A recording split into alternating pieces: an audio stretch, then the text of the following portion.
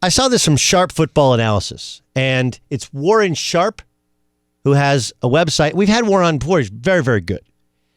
And he's trying to use analytics and analysis to see if the Dolphins are not bad. We would all agree they're bad, right? If they're the worst team of all time, and maybe more than importantly, and this is the big thing, we know they're bottoming out. But are they unloading so many players? Are they going to be so non-competitive that they create an atmosphere that it's almost impossible to recover from? Right? That's really the impetus. The Dolphins have a minus 92 point differential after 2 weeks. That's tied for the worst of all time. Miami's in clear tank mode, and as Warren Sharp continues to point out, which has been known, but it might be fair to wonder if the pendulum can swing too far from the Dolphins. The Browns went 0-16 in 2017. Their point differential after the first 2 weeks of the season was minus 17. They finished the entire season minus 176. Remember, the Browns didn't recover the very next year. The year before they won one game. So there does get to be a culture which is so hard to recover from that it took them a couple of weeks last year, took them half the season last year to kind of snap out of it, and they're not as bad, not as far along as the Dolphins are. We're only 2 weeks in. Right? People make the Browns out this year to be some reclamation project. They were 7-8-1 last year. They got beat by the Titans and looked sloppy against the terrible Jets team.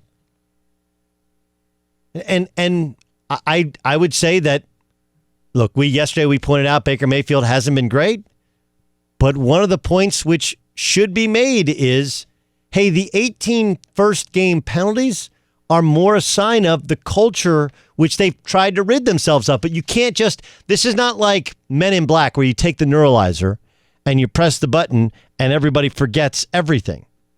That's hard to do. The Dolphins are on pace to allow 816 points, most ever. The current record is 533 by the Baltimore Colts in 1981. Should be pointed out that the Dolphins are not just bad. The Dolphins are 0-2 at home. Right? Like, I'll grant you, they're going to play the Jets twice, but they got to play the Jets on the road. They got to play the Pats on the road. They still have 8 road games to be played. The first 2 games of the year being played at home are not only beneficial because you're at home, but in Miami, and I think Bill Belichick actually talked about this yesterday at his press conference. He said it's the hottest they've ever been on the sideline. The way in which that stadium, Dolphin Stadium, is built, it has, just the roof over the field is open, and in the early fall sun, you're like insects under a magnifying glass. They get the benefit of the other team being at like 130 degrees, and they still have given up 92 points, have been beaten by 92 points, point differential in the first 2 games.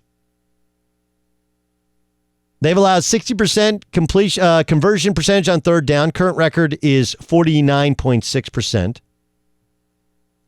They're on pace to allow 14,476 yards, more than 2 times the current record, which is 7,042 by the 2012 Saints. And so there's a legit concern there. This could be the worst team of all time. And the worst team of all time, that takes longer to recover than normal. That's Warren Sharp's hypotheses, right? All of this is hypotheses. I don't remember a ton about science, but I do remember there's a difference between a hypothesis and a theory. A theory is one which has actually been tried out. My guess is they'll be fine. They'll be fine because they have 6 first-round picks in the next 2 years. 6. 5 second-round picks, 4 third-round picks. These in the next 3 years. 6 first-round picks, 5 second-round picks, 4 third-round picks. And people are saying, like, wait, look, is all of this for a quarterback? No. It's not just for a quarterback. We all know the salary cap is going to shoot up, and they've been dumping salary cap. We know that. So they'll be able to pick and choose. And, oh yeah, by the way, as much as there seems to be a culture which is going to set in of losing, it allows Brian Flores, their head coach. If you can hang tough during these times, if you can fight for your position, fight for your teammates, everybody in this room is not going to be around. But we know who wants to be here based upon how they play during these dire circumstances. To people who say this has never happened before in the NFL, they're right. But this is exactly what the 2013 Houston Astros look like. Go back and look. Non-competitive, in the conversation of worst team in the history of baseball. No one watched, no one cared. They were the laughingstock and they were the process. Go back and look at the Philadelphia 76ers. Some people choose to just paint the walls. Like my wife and I, we've owned, I think it's 8 houses. And with every house we buy, the first thing she does is, let's just paint everything. Because you put a new coat of paint on something and it looks brand. It's amazing. She's right. It's amazing what it looks like. Some people just choose to do a bathroom, choose to do a kitchen.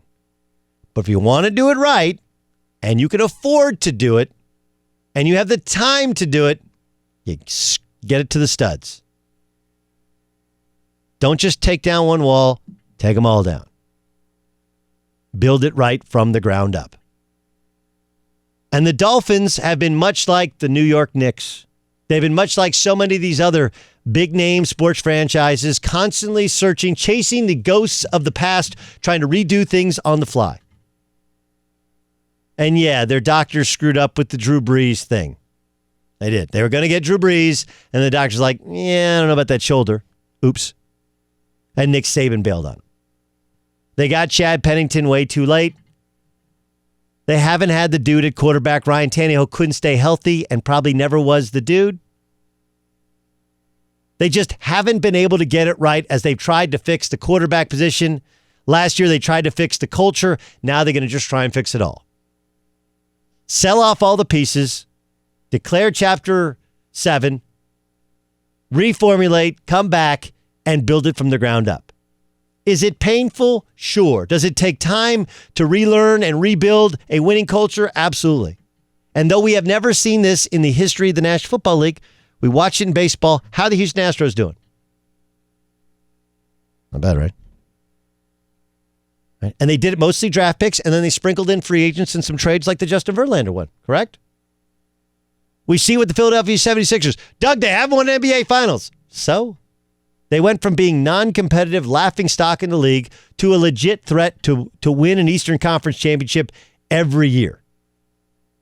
And they're trying to figure out, how to get Ben Simmons to take the next step. And to anybody who says, well, Ben Simmons can't, Ben Simmons has played 2 years in the NBA. That's it. Oh, yeah. I know he's been in the NBA for 3, technically won his Rookie of the Year in his second year in the league. He's been in the league for 2 years.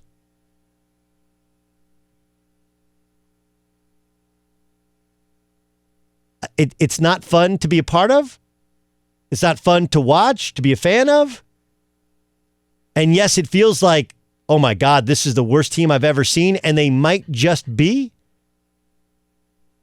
And you have a rookie coach that may not know exactly how he's supposed to do what he's supposed to do. But the idea that they're just doing this for a quarterback, that's not right.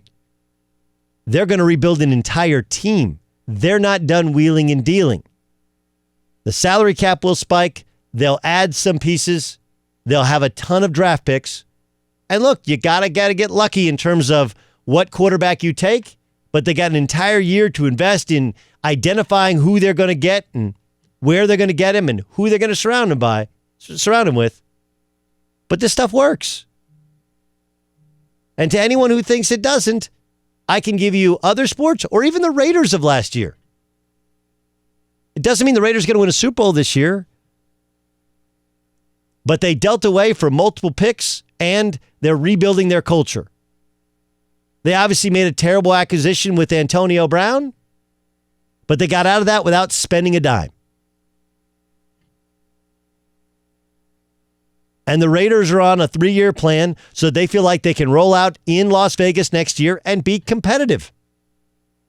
And that seems like a reasonable thing to expect